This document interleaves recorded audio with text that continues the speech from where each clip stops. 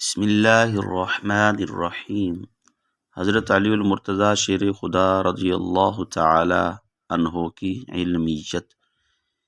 حکایات میں بیان کیا جاتا ہے کہ حضرت عمر ابن خطاب رضی اللہ تعالی عنہ نے اپنے زمانہ خلافت میں حضرت حذیفہ بن یمان سے ملاقات کی تو حضرت حذیفہ سے پوچھا، اے حذیفہ، تم نے کس حال میں شبو کی؟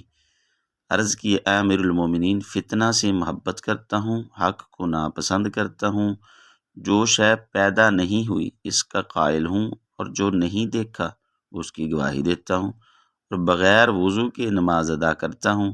زمین میں میرے پاس ایک ایسی چیز ہے جو اللہ کے پاس آسمانوں میں بھی نہیں۔ حضرت عمر رضی اللہ تعالیٰ عنہ اس بات کو سن کر بہت غصے میں آ گئے، ارادہ کیا کہ ان کو سخت سزا دیں۔ پھر آپ صلی اللہ تعالی وسلم کے ہاں صحابیت کا لحاظ کر کے رک گئے۔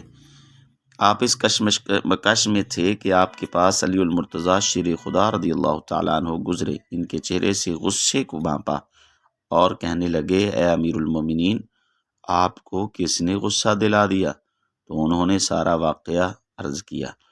حضرت علی المرتضیٰ شیر خدا رضی اللہ تعالیٰ عنہ نے فرمایا، اے امیر المومنین، آپ کو یہ بات غصہ نہ دلائے، یہ حذیفہ فتنے کو پسند کرتے ہیں۔ اس سے مراد اللہ تعالیٰ کا فرمان انما اموالکم و اولادکم فتنہ، یعنی مال اور اولاد فتنہ ہے۔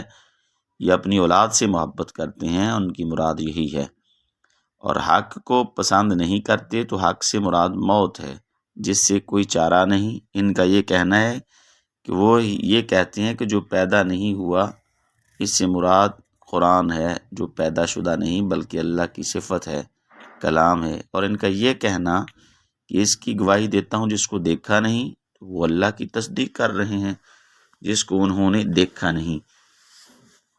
تو ان کا یہ کہنا کہ بغیر وضو کے صلاۃ ادا کرتا ہوں، تو یہ بغیر وضو کے حضور صلی اللہ تعالی وسلم پر درود پڑھتے ہیں، اور درود کا بغیر وضو پڑھنا گناہ نہیں۔ اور ان کا یہ کہنا کہ ان کے پاس زمین میں ایک ایسی چیز بھی ہے جو اللہ تعالیٰ کے پاس آسمانوں میں بھی نہیں۔ وہ اس طرح کے حذیفہ کے پاس بیٹی بھی ہے اور بیوی بھی، جبکہ اللہ تعالیٰ کے پاس نہ بیٹے ہیں اور نہ بیوی۔ حضرت عمر رضی اللہ تعالیٰ نے فرمایا، اے ابو الحسن، تمام خوبیاں اللہ تعالیٰ کے لیے ہے، تم نے میری بہت بڑی فکر کو زائل کر دیا۔ یہ ہے شان علی المرتضیٰ شیر خدا امیر المومنین اور خلیفۃ المسلمین کی۔